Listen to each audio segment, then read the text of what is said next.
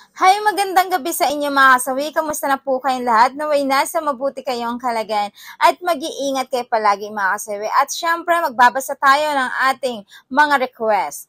Idol, pwede ba akong magtanong? Dahil bilang babae ka, sino ba dapat ang mag-unang magpakita or mag-move kapag magkasama kayo sa jowa mo? Lalaki or babae ba dapat ang unang mag-move? Please, pa-advise kasi mag-meet up kami ng new GF ko po. Salamat, idol. So, ang katanungan ng ating sender ay kung sino ba dapat ang una na mag-move sa inyong dalawa ng babae. Dahil syempre bilang lalaki ay tinatanong niya ito dahil magkikita sila ng kanyang GF daw na bago. So, eto magbibigay tayo mga kasawi ng suggestion tungkol dito sa katanungan ng ating sender na lalaki, mga kasawi. For me mga kasawi, para sa akin, kailangan is lalaki yung unang magpapakita ng mo. Bakit nga ba? Siyempre bilang babae, kapag once na kami ay magkita ng jowa, di ba?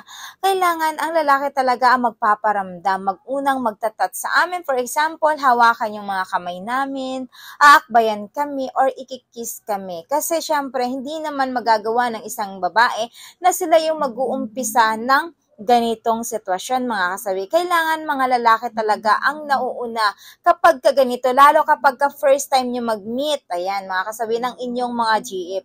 Kailangan ang gawin ng lalaki, maging gentleman kayo. Kayo na mismong unang gumawa ng paraan para kayo ay makapag-akbay sa inyong jowa, ayan, kayo ay makapag-hug sa inyong jowa at makapag-holding hands.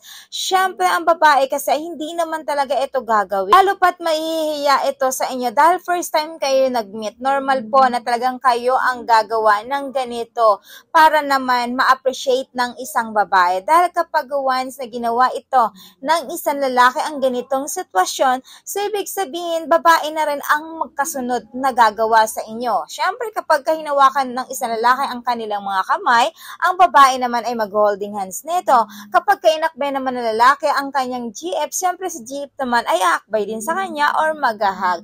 Ganun lang yung kasimple mga kasawi. Kailangan ang mga lalaki talaga ang unang gumawa ng paraan para naman hindi mahihiya ang isang babae. Kasi kapag ang babae ay may intimidate ito kapag sila ang nauuna. Siyempre, magsashy pa yan. Baka sabihin naman ng isang babae at sabihin ng mga kalalakihan, ano ako, easy to get, ba? Diba?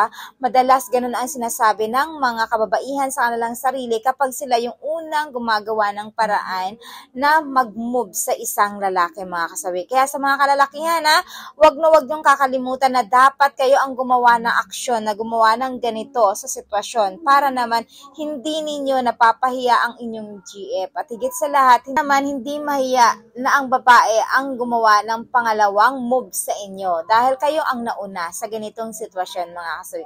So yun naman po mga kasawi sa aking sender. Maraming salamat po sa patuloy na pagsuporta niyo sa akin. So walang sawang pag-share at pag-comment. Sa mga hindi pa po nakapag-subscribe, pwede na kayo mag-subscribe. Pwede na rin kayo mag-follow para updated kayo sa topic ko araw-araw. Magandang gabi mga kasawi. Mahal kayo ng inyong advisor.